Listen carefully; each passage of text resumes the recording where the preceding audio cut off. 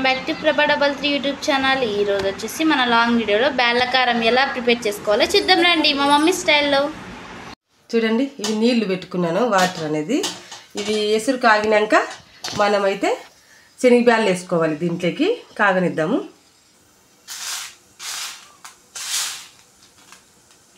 చూడండి, ఇప్పుడు ఎసురు కాగింది. ఇలా కాగినాక మనం బ్యాళ్ళు అనేది వేసుకోవాలి. శనగబ్యాళ్ళు ఇవి శనగబ్యాళ్ళు అని వేసుకోవచ్చు, కందిబ్యాళ్ళు అని వేసుకోవచ్చు. కానీ శనగబ్యాళ్ళు వేసుకుంటే రుచి ఎక్కువ ఉంటుంది, చాలా టేస్టీగా ఉంటుంది. శనగబ్యాళ్ళు వేసుకుంటే, కందిబ్యాళ్ళు వేసుకుంటే అంత బాగుండదు. యావని వేసుకోండి. ఇప్పుడు దీన్ని ఉడకనిద్దాము. చూడండి, బ్యాళ్ళు ఉడుకుతుండే. ఇలా ఉడికినప్పుడు మనము ఇవి వేసుకోవాలి. చూడండి, ఇక్కడ చూపి ఎర్రగడ్డలు చిన్నగా తరుక్కోవాలి. టమాటాలు చిన్నగా కడుక్కొని ఇలా చిన్నగా తరిగేసుకోవాలి. ఇవి దీంట్లోకి వేద్దాము. బ్యాళ్ళు లైట్గా ఉడకాలి, బాగా మెత్తగా ఉడికినాక వేయకూడదు. అలాగే పసుపు కొంచెం వేద్దాం. వేసినాక ఇలా కలుపుకున్నాం. ఒకసారి కలుపుకున్నాక ఉడకనిద్దాము. కారం అయితే ఒక స్పూన్ వేసుకున్నామండి. ఇప్పుడు ఉడుకుతుంది కదా, ఉడికినప్పుడు మనం ఇలా కారం వేసుకోవాలి. చూడండి, ఇలా ఉడికినప్పుడు కారం వేసుకోవాలి.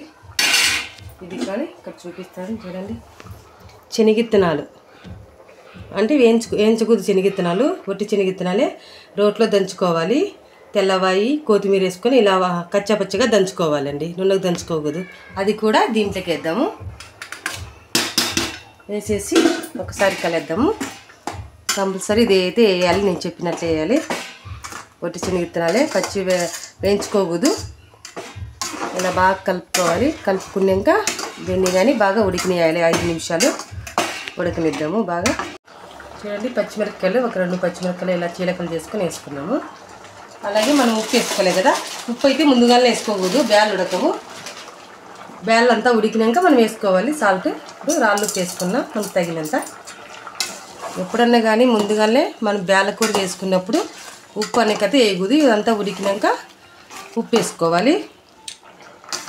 దీన్ని ఉడకనిద్దాము. ఇప్పుడైతే మన బ్యాళ్ళ కారం అయితే రెడీ అయిపోయింది. మనం తర్వాత వేసుకున్నాం. దీనికి వెలిగించుకున్నాం. మనం తర్వాత వేసుకున్నాం. మనం పెట్టుకున్నాం. ఆయిల్ వేసుకున్నాం మనకు తగినంత. ఆయిల్ హీట్ అవ్వనిద్దాం. ఆయిల్ హీట్ అయినాక ఆవాలు వేసుకున్నాం. అలాగే జీలకర్ర కొంచెం,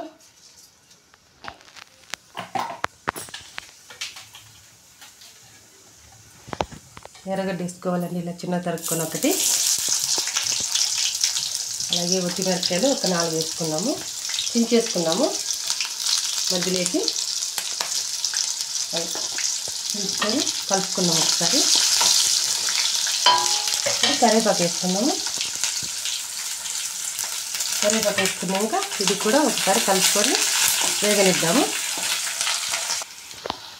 బేళ్ళకారం అయితే నేను చెప్పిన స్టైల్లో చేస్తే చాలా బాగుంటుంది. అది శనగబ్యాళ్ళు వేసి చేయాలి, కందిబ్యాళ్ళు వేసి చేయకూడదు.